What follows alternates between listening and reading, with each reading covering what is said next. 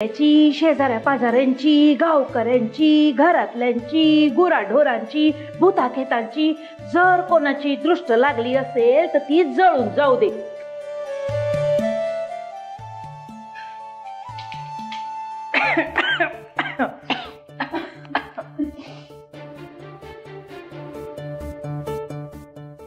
काय झालं सुमनताई?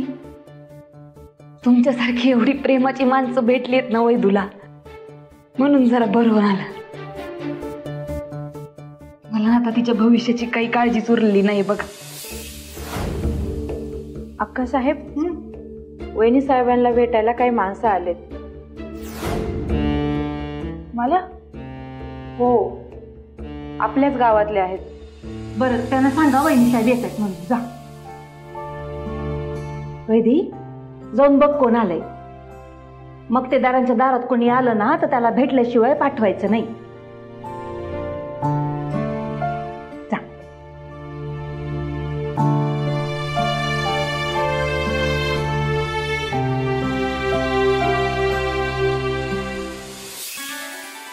अहो दादा, काय काय काय करताय तुम्ही?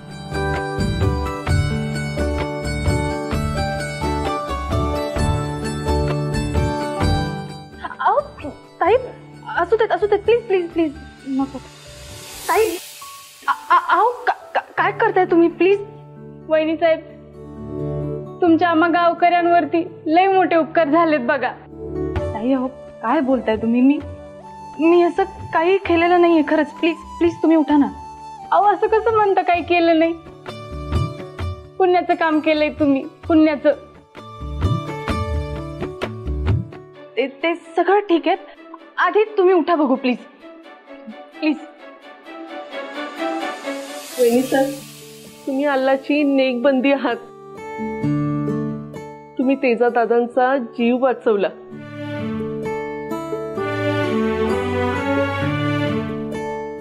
वहिनी साहेब, आम्ही तुमच्यासाठी काहीतरी आणलंय.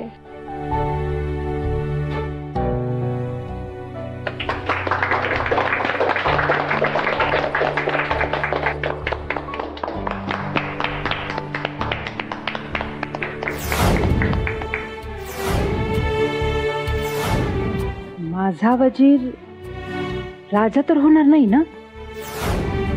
राजा नाही होणार, पण राणीला भीती नक्की घालल. माईची पुरती वाट लागेल हे बघू. अहो, या सगळ्याची खरंच काही गरज नव्हती. मी काहीही केलेलं नाहीये. वहिनी साहेब, या हारा व्यतिरिक्त आम्ही काय देऊ शकतो तुम्हाला? अहो, आमची तेवढी ऐपतच नाही हो. त्यामुळे हा हार घालून आम्ही तुमचा शुक्रिया अदा करतोय. तुम्ही तेजा दादांचा जीव वाचवून आमच्याकरता सोन्यासारखं काम केलं.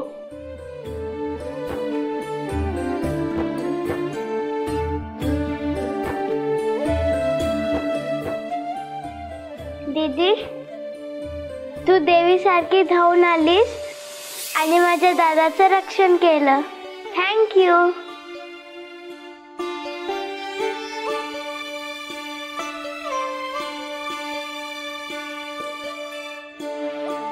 वहिनी साहब, ये अलीमा मेरी पोती. एक्सीडेंट में उसके माँ बाप चले गए. तब से लेके आज तक तेजा दादा ने उसकी पूरी जिम्मेदारी उठाई.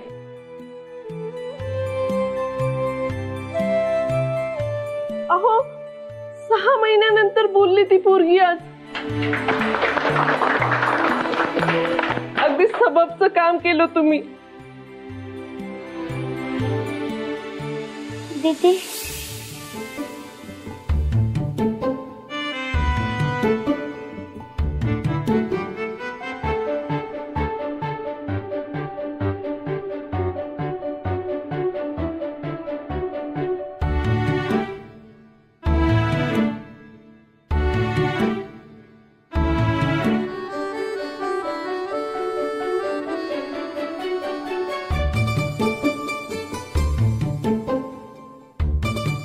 हे बघा,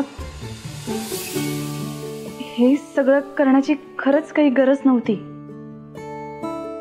मी काही विशेष केलेलं नाहीये.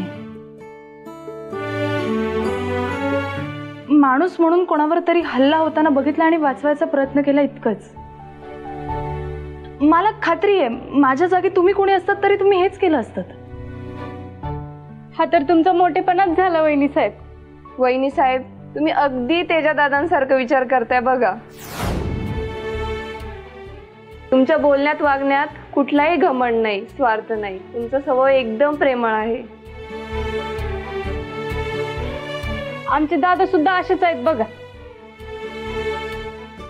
समजायसाठी समज करतील, पण त्यांचं कौतुक केलेलं काही त्यांना आवडत नाही बरं का.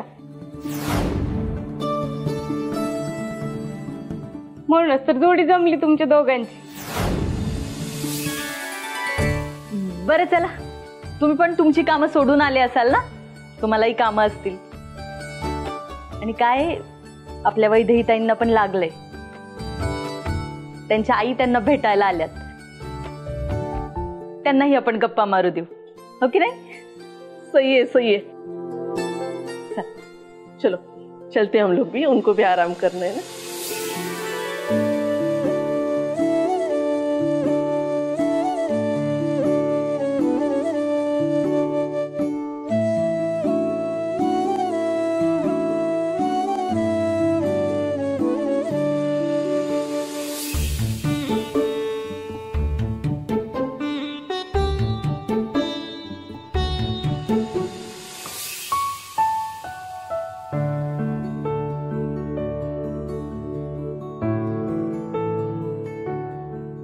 बघितलं वैदेही, लोकांच्या प्रेमाची ताकद. तेजा या सगळ्यांसाठी खूप मनापासून करतो. आणि ते लोक पण बाबूला त्यांच्या फॅमिलीतलंच मानतात. असं आहे माझ्या बाबूचं लोकांची बॉन्डिंग. बरं प्रिया, सुमंत आल्यापासून ना नुसती धावपळ सुरू आहे. जरा माहिती की ना गप्पा मारू देत. बर मी आलेच. बोला तुम्ही.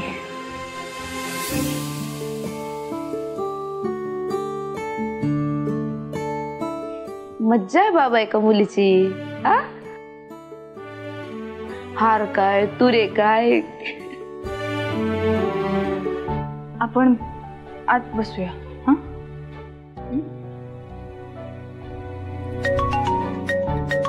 एक मिनिट. तुम्ही व्हा पुढे, मी आलेच.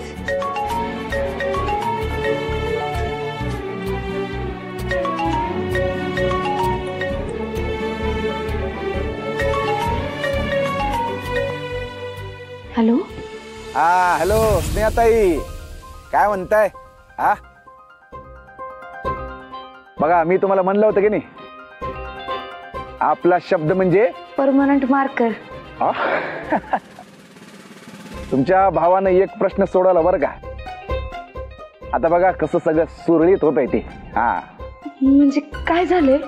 अहो, आपल्या गावातले ते खंडू तो पेन आहेत काय, अहो ते गॅस एजन्सीवाले. हो हा हा हा हा. तर त्यांनी गॅस एजन्सी विकायला काढली आहे. आणि माझं सगळं बोलणं झालंय त्यांच्याशी.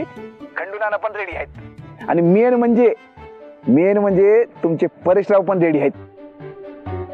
त्यामुळे आता काही काळजीच करू नका तुम्ही. एकदा काय तुमच्या हक्काचा बिझनेस सुरू झाला की नाही, की मग सासऱ्यांना काही प्रॉब्लेमच येणार नाही. काय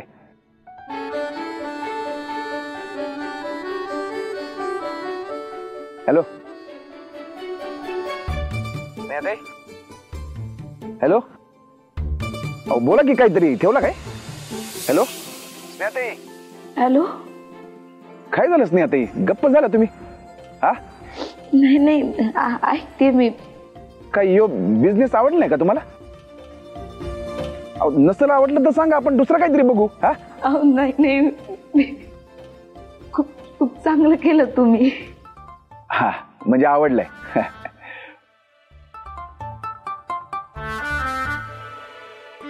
स्नेहाताई, स्नेहाताई तुम्ही रडताय काय? नाही नाही, स्नेहाताई हे बघा, तुम्ही आता अजिबात रडायचं नाही. या दिवाळीच्या पाडव्याला तुम्ही परेशरावांना ओवाळणार आणि ते बी तुमच्या हक्काच्या घरात. तुम्ही काळजीच करू नका आता. नाही, खरं तर ही आनंदाची बातमी मी तुमच्या घरी येऊन देणार होतो, पण मला राहवलं नाही म्हणून मला लगेच फोन करून टाकू. हा बरं झालं तुम्ही आमच्या इथे नाही गेलात, आपली भेटच झाली नसती. आम्ही ना तुमच्या इथे आलोय. म्हणजे तुमच्या घरी आलोय. आमच्या घरी? सॉरी म्हणजे मला पटकन कळलंच नाही ते. आणि एक सांगू का, मला ना असं झालंय कधी एकदाची वैदेहीला जाऊन भेटते आणि तिला ही आनंदाची बातमी देते. हो स्नेहा, एक मिनिट ऐका. मी तुम्हाला आता जे काही सांगितले ना, यातलं तुम्ही वैदेहींना काहीच सांगू नका. काही म्हणजे काहीच सांगू नका. पण नाही म्हणजे मी तुमच्याशी बोलतोय आणि तुम्ही तुमच्या डोळ्यात हे असं पाणी आहे म्हटल्यावर ते वेगळंच काहीतरी अर्थ काढतील. भूकंप होईल आमच्या घरात, हे तुम्ही काही सांगूच नका. तुमच्या पुरतच ठेवा. पाहिजे तर तुम्ही परेशरावांना फोन करा, त्यांना सांगा. पण वैदेहीला एकदा सांगू द्या ना मला. स्नेहाताई, माझी शपथ आहे तुम्हाला. तुम्ही वैदेहींना यातलं काहीच सांगायचं नाही. हा चला आता ठेवतो. हा बाय.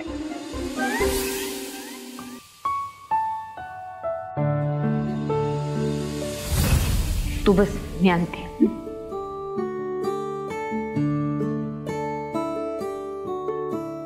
आई कुठे गेली आता?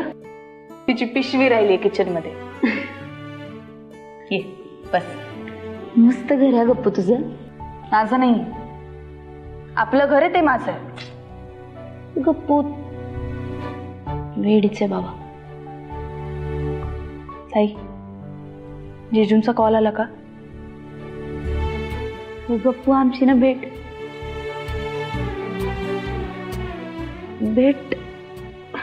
भेटच नाही झाली आमची. फोन पण नाही, भेट पण नाही. आमची भेट नाहीच झाली. भेट आणि फोन पण नाही. फोन पण नाही, भेट पण नाही, काहीच नाही. का? बाबा त्यांच्या बाबांना नाही आवडत ना आम्ही भेटलेलं बोललेलं, म्हणून मग फोन पण नाही. दसऱ्याला पण भेट नाही झाली. काहीच नाही. का शपथ घातली असेल यांनी मला? एवढी आनंदाची बातमी मी कधी गप्पूला सांगते असं झालंय की माझी आणि परेशरावांची भेट झाली आहे. आणि ही भेट, हे सगळं त्या तेजप्रतापमुळे झालंय ना? तुला कसं कळलं? ताई, हे एवढं तर साहजिक आहे की नाही? हे बघ, तुला त्रास होतोय मला माहितीये. तू कितीही लपवायचा प्रयत्न केलास तरी सगळी त्या तेजप्रतापची चूक आहे. अगं नाही गप्पू, बघ असं नाहीये बाळा. ते नाही, असं नाही, असंच आहे. अगं नाही, तसं नाहीये. ताई, जे काही वाईट घडलं ना आपल्यासोबत, हे सगळं तेजप्रतापमुळे झालंय. वैदू,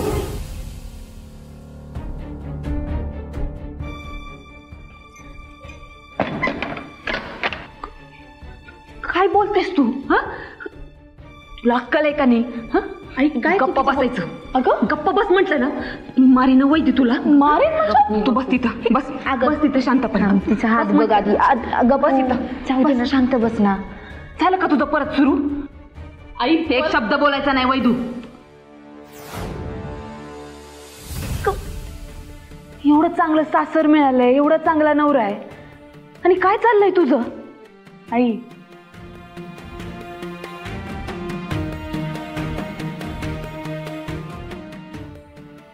तू हे बघ, ऐक, तुझं लग्न कोणत्या परिस्थितीत झालंय ना हे माहितीये मला, पण आता तशी नाही ना राहिली परिस्थिती.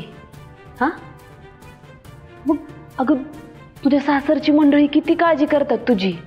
आता तूच बघ ना, तुझी आता एवढी दृष्ट काढली. माईसाहेब किती प्रेमानं बोलतात. आणि अगं तेजा तर जीव ओवाळून टाकतो तुझ्यावर.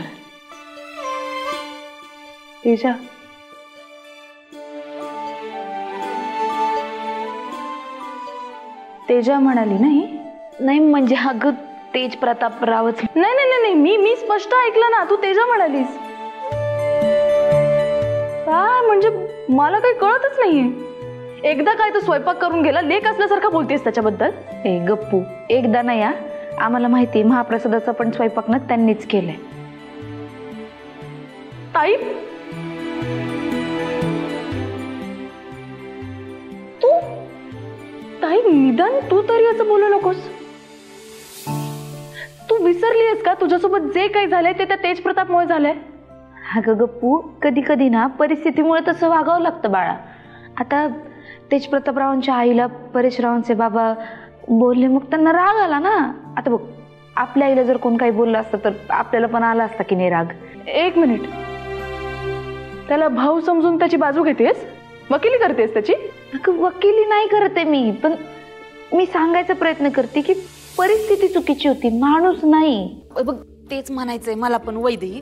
हा असं काही नाहीये. अरे बास बास झालं. काय चाललंय का नक्की तुमचं. नाही मला ना खरंच कळत नाहीये तुम्ही काय करायचा प्रयत्न करताय ते. काय काय चाललंय काय तुमचं. त्याने लिंबू वगैरे फिरवलं नाहीये ना तुमच्यावरून. कसं समजव तुम्हाला. तुम्हाला वाटतंय तसं नाहीये तो. तेज प्रताप खूप वाईट माणूस आहे. वैदू तू इथं बसा दे. इथं बस म्हटलं ना. आई तू जरा बस. तू शांत राहा बाई, शांत राहा. तू ना जरा डोक्यावर बर्फ आणि जिभेवर साखर ठेवायला शिक. मी काय मुद्दाम बोल. और जरा तीखा, जल्दी करो. और घर में पाहुने आए हैं, उनको जरा अच्छे से देना. और तेजादा की साली को क्या बोलते हैं मराठी में. मेवनी को जरा अच्छा बनाना, मीठा मीठा है. जरा हाथ की तोंडाना है. वाह वाह संडास. आता कुठे डोकं शांत झालं बघ माझं. हा कमाल. किंवा अख्खा भेळचा गाडा आणण्याच्या ऐवजी नुसत्या भेळ घेऊन आलो असतो तर घरी काय चाललं नसतं. छानच. पाहुणे आलेत की घरी. एवढं लांबून जर भेळ आणली असती तर ती कुरकुरीत राहिली असते का, मऊ पडली असती ना. म्हणून यो भेळचा गाड तिथं आणला घराच्या मागे. आता कसं कुरकुरीत भेळ खायला मिळेल ना त्यांना. मग गुंडसला भेळ घेऊन जा म्हणून सांगितलं तर अजून कुठं आहे. तो गुंडस आहे ना, हालत डुलत घेऊन जाणार. त्या जाण्यातच मग होईल भेळ.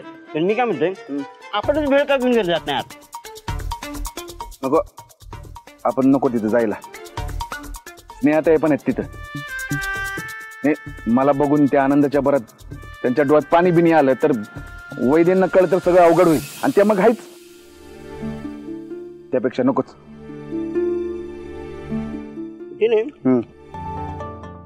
छोटू पाल दिवसाला किती कमवत असेल. विचार की त्याला. हो भैया, दिन का कितना कमवते हो. 600 रुपये भाई साहब. 600 दिवसाला. 600 महिना 60030 28,000 कमवते महिन्याला. ए टेंडर काय डोक्यावर पडलंच काय. 6 त्रिक 18,000 काम होतो तो महिन्याला. 28 महिने 18,000 पण काही कमी येतोय. अहो महिन्याला 18,000 म्हणजे गावातल्या गावात लई झालं. अशा शहरामध्ये जगता येईल 18,000. मी काय म्हणतो, तुम्ही ते परेशरावला पण असला धंदा काढून दिला असतं तर. म्हणजे कसं, परेशराव चाट सेंटर म्हणजे रोज आपल्याला कुरकुरीत भेळ खायला मिळाली असती. हाय टेंडर, काय सुचलं रे तुला. हा काय डोकं चालतं तुझं. हा नाही नाही, खरंच आवडलं मला तुझं हे. म्हणजे परेशराव सकाळी सकाळी उठतील, मस्त अशी इस्त्रीचे कपडे घालतील, असे सुटा बुटात आणि एकदम टाय बी मारून. हा आणि काय करतील, इथं सकाळी येऊन भेळ बनवतील. एकदम कुरकुरीत भेळ. भेळ घ्या भेळ. डोकं का खोकर तुझं थंड. परेशराव भेळ बनवतील इथे येऊन. तसं नाही, म्हणजे कुठला पण धंदा काय तसं काही कमी जास्त नसते ना. कष्टाचेच पैसे आहेत किती, काय वाईट आहे. नाही मान्य. कुठलंही काम छोटं मोठं नसते. त्यांनी असं भेळ बनवणं बरं दिसतं का? ते स्नेह त्यांना आवडेल का? तू सांग मला. आणि आता त्यांचं सगळं हे एजन्सीचं झालंय ना, मग कशाला डोकं लावतोय आता उगाच? काय पण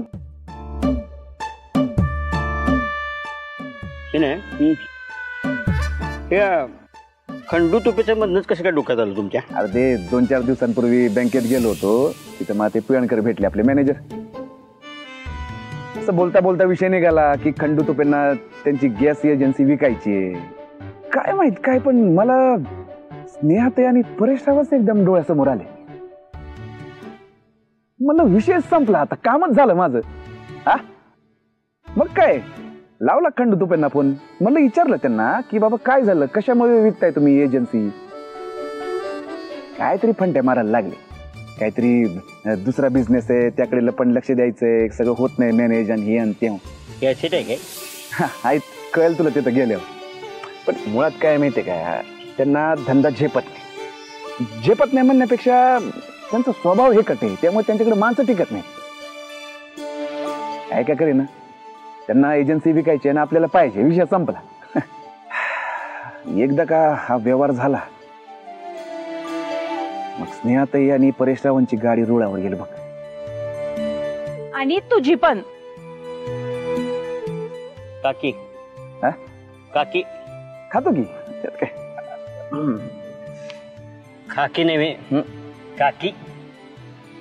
काकी अगं काकी तू मग तूच म्हणतोस ना, जिथं होते वजाबाकी तिथं उभी राहते पुष्पा काकी. तू इथं भेळ घ्यायला गोंडसला सांगितलं तर घेऊन जाय. तुला पाठवलं का त्यानं? तो पाहुण्यांसाठी चहा पाण्याचं बघतोय म्हणून मी आले. आणि काय रे, तुझी सासू तिकडे घरात आलेली असताना भेळेची गाडी दारात लावायची सोडून इथं पाठीमागं कशाला आणलीस? सासूबाई पण आल्यात. ते मी असंच म्हणजे सांगतो तुला नंतर. भेळ घ्यायला आले आणि तुमचं बोलणं कानावर पडलं.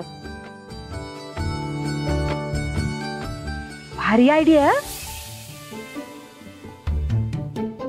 खरंच बाप, तुझ्यासारखा परोपकारी मुलगा ना अख्ख्या रमावतीत शोधून सापडायचा नाही. लागा लागा, तुम्ही कामाला लागा. माझ्या शुभेच्छा आहेत तुमच्या पाठीशी. आणि काही लागलं तर सांगा मला. काके बघितलं का थंडर, जिथं होते वाजा बाकी तिथं उभी राहते माझी पुष्पा काकी. चल निघतो आता. ए आवड थंडर चल.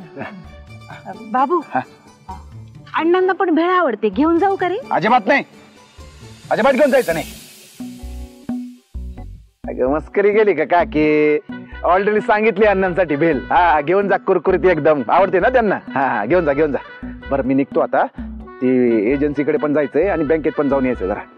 मी फोन करू का बँकेत? नाही नाही काही गरज नाही काकी, मी करतो सगळं मॅनेज. चल येतो. ए थंडर चल, ते भेळ घेऊन जा. काय चल थंडर. उनके हाथ में देने का नहीं, घर जाके देने का.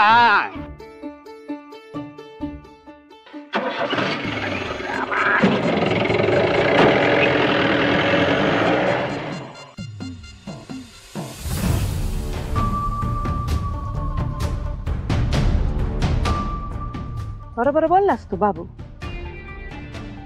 जिथं वजा बाकी तिथं पुष्पा काकी येतेच.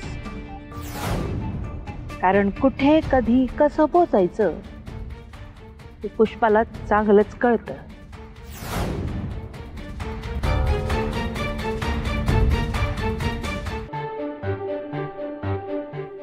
वैदू, तू सगळ्यात आधी चुकीचा विचार करणं बंद कर. आणि एकदा त्यांच्या बाजूने पण विचार करून बघ की. काय बोलतेस तू आई? जे काही घडलं ते तुमच्या डोळ्यासमोर घडलं की नाही? गप्पू बाळा, आमच्या डोळ्यासमोर झाले म्हणूनच आम्ही सांगतोय ना. आणि बघ, मला ना खरं तर मागचे खूप दिवस झालं तुझ्याशी बोलायचे, पण राहूनच जातंय. माझी काळजी नको करूस आणि त्यात तेज प्रतापरावांचा राग पण नको धरूस. आपलं आयुष्य ना बाळा आरशासारखं असतं. आरशातनं आपण बघत असतो, पण एखाद्याच्या मनात काय चाललं नाही हे आरशात नाही दिसत. आपण ना त्या माणसाकडे वरवरचं बघत असतो. त्या माणसाच्या मनात काय आहे, त्याच्या आयुष्यात काय संघर्ष सुरू आहे, हे सगळं ना आपण नजरेआड करत असतो. आणि कधी कधी ना आपल्याला वाटत राहतं की आपल्या बाबतीत खूप चुकीचं घडतंय, सगळं चुकीचं घडतंय. कधी कधी ना ह्या चुकीच्या गोष्टींमुळे आपण योग्य मार्गावर असतो गप्पू. वेदू, तायडी एकदम बरोबर बोलते बघ. आणि मला सांग, काय झालंय नक्की? हा, कशाला एवढा रागराग करते तेजप्रतापरावांचा? बघ कसं असतं ना, पावसात चिखलही होतो आणि हिरवं गवतही उगवतं. दोन्ही गोष्टी खऱ्याच आहेत ग. फक्त ना आपण कशा पद्धतीनं त्याच्याकडे बघतोय ना, हे जास्त महत्वाचं आहे बघ.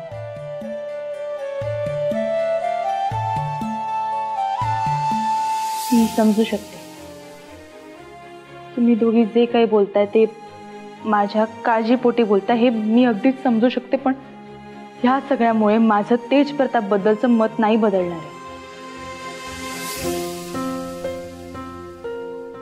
आई, तुम्हाला तो जितका साधा सरळ भोळा वाटतोय तितका खरंच नाहीये. विचारत होतीस ना मला, एवढं रागराग का करते, असं का बोलते? मग आता ऐक, गुरुचा मित्र नाऱ्या, त्याचा खून तेजप्रताप मक्तेदारने केलाय.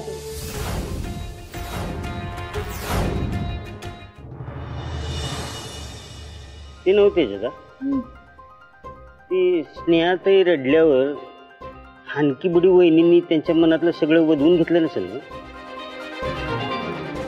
जरा म्हणून शुभ बोलू नकोस तू थंड, जरा म्हणून बोलू नकोस. तुला काय तुझ्या दादाला तोफेच्या तोंडाला दिलेलं बघायला आवडतं काय? नाही नाही, तुम्ही म्हणला की हानकी बडी वहिनींना सगळं मनातलं काढून घ्यायचं त्यात माहीर आहेत म्हणून म्हणलं. का बस, हे असलं काय होणार नाही. आणि मी स्नेहाताईंना आधीच सगळ्या सूचना दिल्यात, ते असलं काय करणार नाही. मग ठीक आहे, पण दादा मला एक कळत नाही की तुम्ही ही गोष्ट लपवून का ठेवायला लागलाय हानकी बडी वहिनींपासून? नाही, तुम्ही हे जे करताय हे त्यांना जेव्हा समजेल तेव्हा त्यांच्या मनातला गैरसमज असं चटकन गायब होईल आणि मग तुमचा त्यांना हेवा वाटेल आणि आणि भारी वाटेल आणि आणि आणि गेली नांदायला. सांगून टाका की. तुला काय वाटतंय मी या सगळ्याचा विचार केला नसेल थंड? तुला माहित नाही थंडर त्या कशा आहेत त्या. हे सगळं जर मी त्यांना सांगितलं ना तर म्हणतील चूक केलीस तू. चूक सुधारली म्हणलं ना तर म्हणतील बोलून दाखवलंस तू, उपकाराची भाषा बोलून दाखवलंस तू, असं बोट करून करून म्हणतील मला. आणि ह्याचं कोणी बोट दाखवलेलं मला अजिबात आवडत नाही थंडर. हो, मला माहिती आहे. माझ्या आयुष्यात काही कमीला पडी आहेत काय, आणि ही आणि एक वाढून ठेवायचं. त्या आधीच लो बॅटरी आहेत. जाऊ दे, वेळ आली की सांगू नंतर. नाही तर ते जुनी जाणती माणसं म्हणतात ते काही खोटं नाही. लग्न झाले की बायको पुढं कुणाचं काही चालतच नाही. तेच तर. रमावतीचा आवाज, ज्याच्या आवाजामुळे अख्खं गाव हलते, तो बायकोला घाबरतोय. भारी आहे. नाहीतर काय. जे तुला काय म्हणायचं, मी घाबरतोय? नाही नाही नाही, मी घाबरतोय.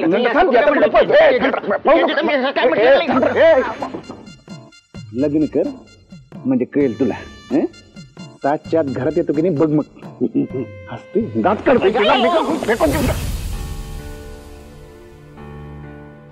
जय जय जय जय.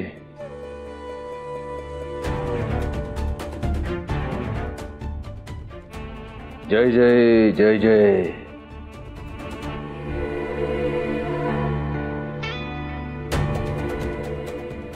यायचं का तुपे? जय हो जय हो जय हो जय जय. आकासाहेब, अहो तुम्ही, अहो काय सेवा करू तुमची मी. परमेश्वरांच्या कृपेने समजा या, समजा टाकाटाक. जिथं रुपे तिथं तुपे. अक्कासाहेब, अहो कसं काय तुमचे पाच या गरीबाच्या पायथनाला लागले? धन्य झालो आम्ही. सांगा काय मागो तुम्हाला? चहा, कॉफी, सरबत का पाणी? मधाच्या पोळ्याला सुद्धा एवढं मध नसतं. गुळ पाडून झाला असेल ना, तोंडाची बाब बंद करा आणि काय सांगते ती ऐका. आमच्या बाबूनं तेज प्रताप अप्पासाहेब मक्तेदारांनी फोन केला असेल ना एजन्सीसाठी. हो झालाय. अहो फायनल झाली डील. तुम्ही इथे यायचं काही काम नव्हतं अक्कासाहेब. तुम्ही करा काय ती डील फायनल. त्यानंतर काय करायचं ना ते मी सांगेन तसंच करायचं. म्हणजे तुपे तुपे सांगणार ना, सगळं हळूहळू सांगणार. मी सांगेन तसं केलं ना तर आणखीन 5 लाख रुपये देईन मी. 5 लाख? 5 लाख? जय जय जय जय. म्हणा कसं आहे, दादांना समजलं तर? दादांना समजलं तर कसं आहे ना तुपे, माझ्याकडे ना तुमच्या बऱ्याच गोष्टी आहेत. त्या जर दादांना कळल्या तर काय होईल कळतंय ना?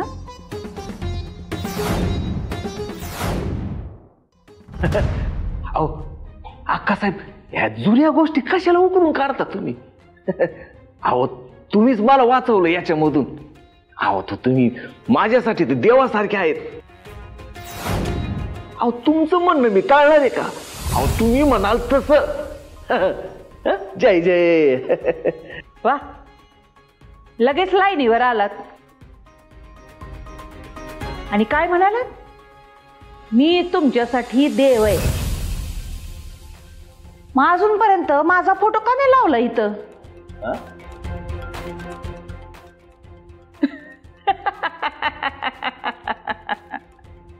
तू इथं?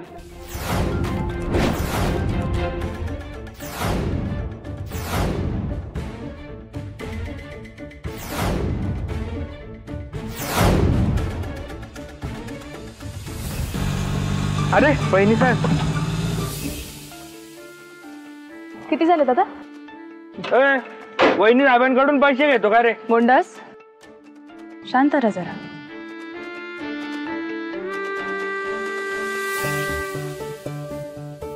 हे घे दादा. थँक्यू.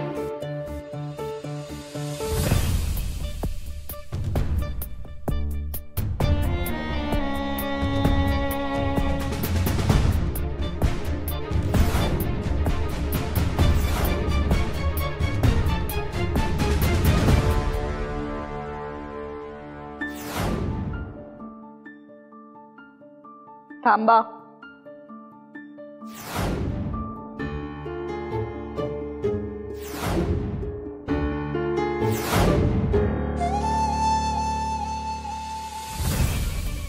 मी आत याची वाट बघत होतात का?